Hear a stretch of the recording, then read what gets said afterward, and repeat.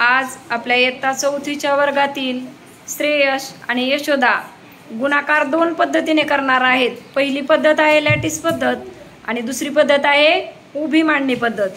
चला दोघांनी गुणाकार करायला सुरुवात करा।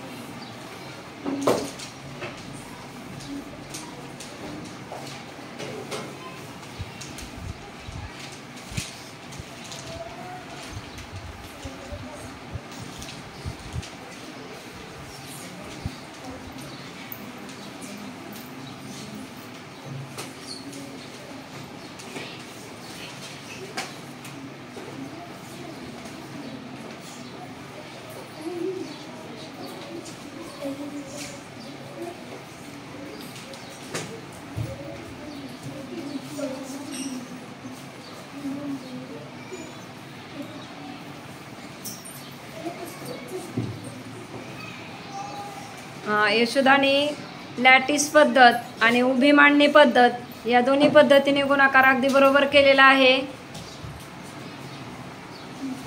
श्रेयसचाही लॅटिस पद्धतीने गुणाकार झालाय, तो उभी मांडणी पद्धतीने गुणाकार करतोय।